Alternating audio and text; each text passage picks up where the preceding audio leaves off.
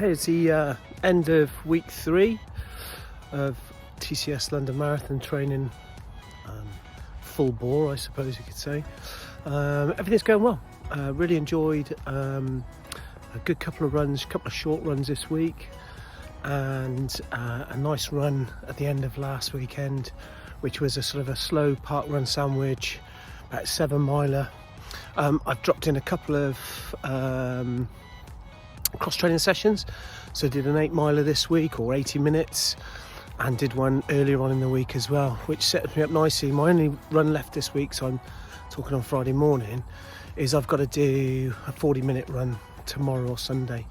The good thing of that is that I'm off to Toulouse in a minute, flying to Toulouse. I'm going to go and watch a couple of rugby games this weekend, so I'm hoping to try and do something out there.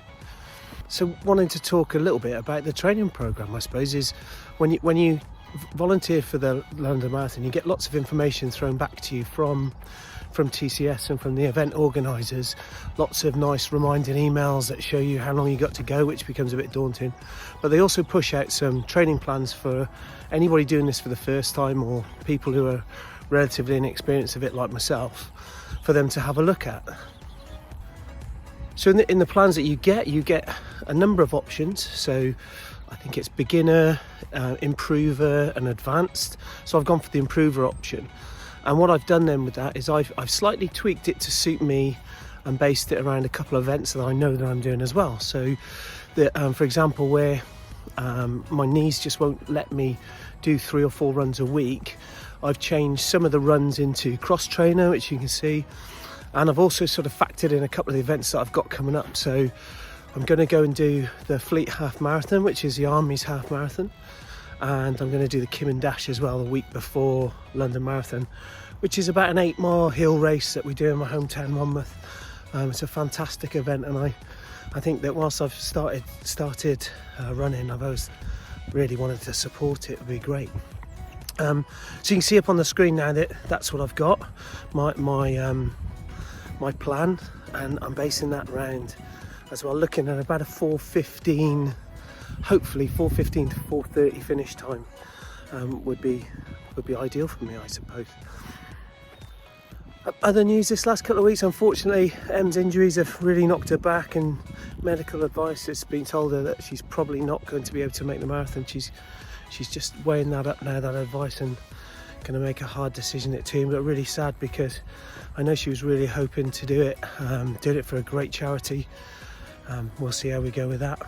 And then I suppose the other things is rugby's going well. Off to Toulouse with Bath today, so there's my Bath top on. And my rugby with the Army's great. Had a great, fantastic meeting this week, setting ourselves forward for the rest of the season and into next year. And got to do some walking touch as well, which was quite funny, because playing walking touch, and most of the facilitators and the board members are sort of my age. I'd done the 8k in the morning, 8 miles in the morning on a cross trainer, walked on, did a bit of walking touch and tweaked my knee immediately. So that's a thing for me to stop doing silly things like that.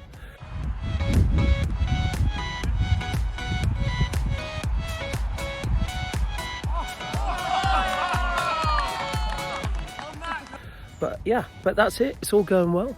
Hopefully the training plan, showing the training plan and how I've tweaked it, it reinforces that really good advice that Nikki gave us back last year, was when, you've got a plan, have your plan and use it, but you're not held by it. You don't have to do it all the time or follow it slavishly, because sometimes you just can't. Sometimes you just can't feel it and accept it. So if you're feeling low or your injuries are playing up, don't worry too much. You'll get to that start line and you'll have a great run. So anyway, that's it for me for now.